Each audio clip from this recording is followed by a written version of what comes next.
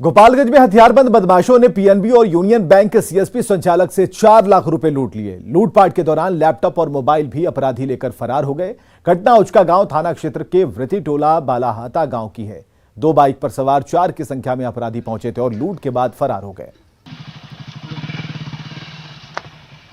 सुबह में 2 आदमी इंतजार करत फैशन प्रो गाड़ी से रुक के 4 गो पिस्टल 2 गो मोटरसाइकिल के बाइक पर रख दिया 2 गो सटा दिया कनपट्टी पर तब कहता मुँहबे के जियबे भिरा के बैग छीन लिया तब कहता कि ढेर बोलबे तो मार देम गोली।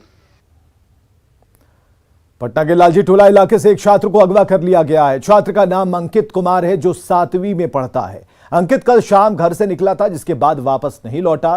परिजनों का कहना है कि कुछ लोगों से विवाद चल रहा है और आशंका है कि उन्हीं लोगों ने अंकित को अगवा किया है। ये आई कार्ड जिसमें अंकित है और ये सीसीटीवी फुटेज जब अंकित निकला था बाजार और उसके बाद से उसका कोई सुराग नहीं है। 3:40 से घर से लस्सी लेने के लिए निकला और उसके बाद वापस नहीं आया। मैंने थाना को एफआईआर किया, थाना में कंप्लेन किए हैं, लेकिन अभी तक कोई सूचना नहीं मिला हमको मेरे बच्चे के बारे में। राजधानी पटना से अगली खबर। थोड़ी देर हुई बारिश ने लोगों की परेशानी बढ़ा दी। गांधी मैदान के चारों तरफ पानी ही पानी है। सड़कों पर गाड़ियां डूबी हुई हैं। सड़क पर रफ्तार धीमी हो गई। ये तस्वीरें गांधी मैदान के चारों तरफ जमा हुए पानी की है। ड्रेनेज सिस्टम फेल है और हल्की बारिश। आज बारिश हुई और देखिए सब कुछ पानी पानी है। राजधानी पटना में झमाझम बारिश हुई और लोगों को गर्मी से राहत मिली, लेकिन थोड़ी देर की हुई बारिश ने लोगों को परेशान कर दिया है। राजधानी पटना की सड़कों का नजारा देख सकते हैं आप। जाम से लोग परेशान हैं। जाम इसलिए नजर आ रहा है क्योंकि सड़कों पर पानी ही पानी नजर आ रहा है। भले ही नगर निगम लाख दावे कर ले कि बारिश होगी तो जल जमाव की समस्या लोगों को नहीं झेलनी पड़ेगी, लेकिन आप जो तस्वीर राजधानी पटना की देख रहे हैं वो भी उस इलाके की आप तस्वीर देख रहे हैं जहां कई होटल्स है, विस्कोमान भवन है, जहां हजारों लोगों का प्रतिदिन आना जाना होता है। वहां आप मेन सड़क की ये तस्वीर देख रहे हैं जहां कार पानी में डूबी हुई नजर आ रही है। सिर्फ कुछ घंटों की बारिश हुई है और ये बारिश का नजारा यहाँ लोगों के लिए कितनी परेशानी बना हुआ है, साफ तौर पर आप इसे देख सकते हैं, समझ सकते हैं। बस 1-2 घंटे बारिश हुई है और राजधानी पटना की जो तस्वीर है वो आपके सामने है। बाइक यहाँ से गुजर तो जरूर रही है, लेकिन उसके चक्के पूरी तरीके से इस सड़क पर लगी हुई पानी में डूबते हुए नजर आ रहे हैं। यही वजह है कि सड़क के इस साइड जो पानी सड़कों पर जमा है उस साइड लोगों को जाम की समस्या झेलनी पड़ रही है। जाम ही जाम नजर आ रहा है। मानो कुछ घंटे की हुई बारिश ने यहाँ के लोगों की जो स्थिति है असामान्य कर दी है। जाम से लोग परेशान नजर आ रहे हैं। जिंदगी ठहरी हुई नजर आ रही है। गर्मी से तो राहत मिली है, लेकिन जाम अब लोगों को परेशान कर रहा है। कैमरा पर्सन अजय दुबे के साथ विनीता मिश्रा, न्यूज़ 18 पटना। अब दिखाते हैं एक ऐसी तस्वीर जिसमें रोमांच तो है लेकिन वो खतरनाक साबित हो सकता है। 40 फीट की ऊंचाई से गंगा नदी में ये छलांग देखिए।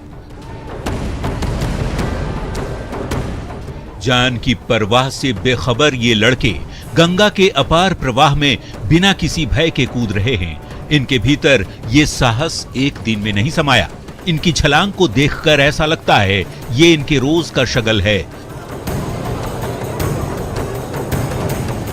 पर वक्त हमेशा एक जैसा नहीं होता। अगर मौत से आंख मिलाने की आदत पड़ जाए तो जिंदगी भी रोज रोज मौका नहीं देती।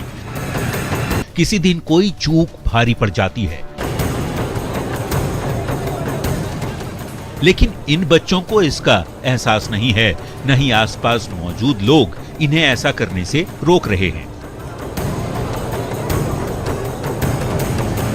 बाढ़ थाना क्षेत्र का उमानाथ मंदिर हो या अलखनाथ मंदिर, अपनी जान को दांव पर लगाकर स्टंटबाजी करते लड़के आपको दिख ही जाएंगे।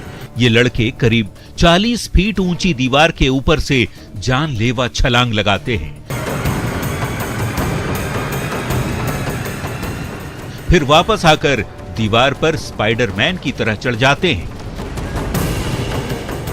ये सिलसिला चलता रहता है तब तक जब तक इनका मन न भर जाए।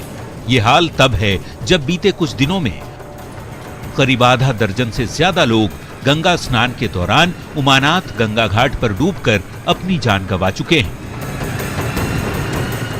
ऐसे में इन लड़कों का ये स्टंट भविष्य में अनहोनी को निमंत्रण दे रहा है। खतरे को देखते हुए प्रशासन को इस पर रोक लगाने में देर नहीं करनी चाहिए। इन लड़कों के अभिभावकों से न्यूज़ 18 अपील करता है कि अगर वो इस बात से वाकिफ हैं कि उनका बच्चा गंगा में मौत की छलांग लगा रहा है तो फौरन उसे रोक लीजिए।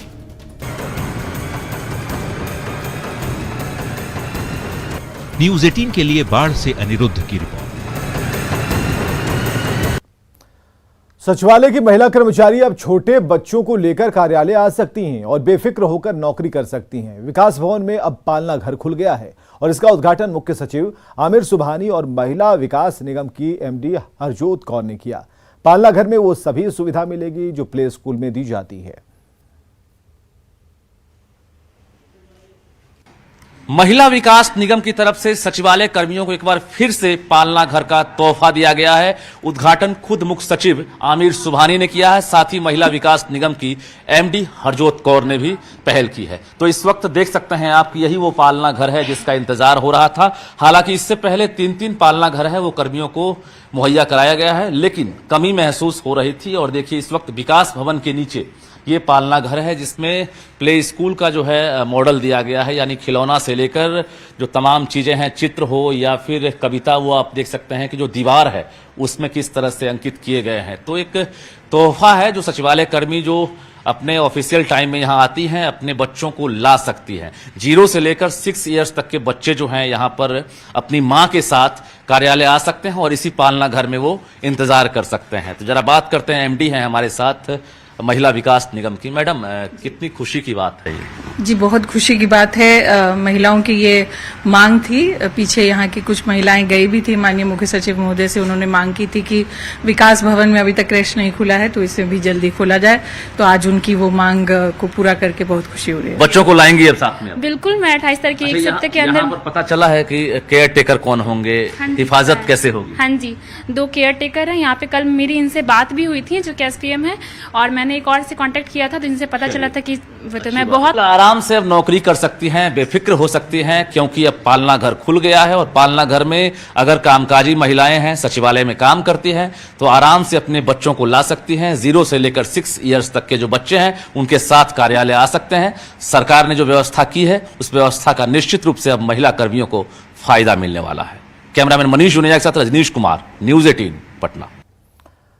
शराबबंदी वाले राज्य बिहार में सड़क पर सरेआम शराब की बोतलों की लूट हुई और इस मामले में सूचना देने के करीब 45 मिनट बाद पुलिस पहुंची। तब तक लोग अपना हाथ साफ कर चुके थे।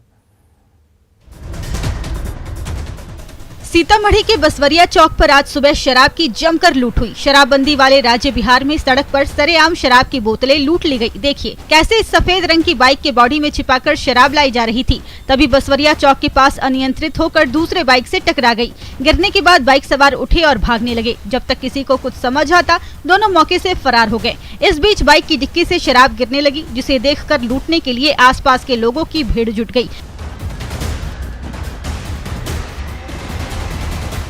स्थानीय लोगों ने इसकी सूचना थाने को दी। सूचना के करीब घंटे भर बाद भी पुलिस मौके पर नहीं पहुंची। बिहार में शराबबंदी कानून को सफल बनाने के लिए लगातार पुलिस कार्रवाई कर रही है, लेकिन सीतामढ़ी में आज अचानक सड़क पर लोगों की भीड़ लग गई।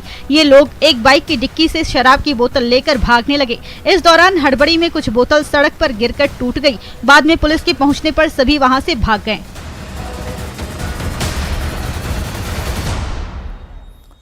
खगड़िया के परबता में शहीद कैप्टन आनंद को आखिरी विदाई दी गई। परबता में गंगा किनारे अगवानी घाट पर पहले सेना की तरफ से गार्ड ऑफ ऑनर दिया गया और फिर राजकीय सम्मान के साथ अंतिम संस्कार किया गया।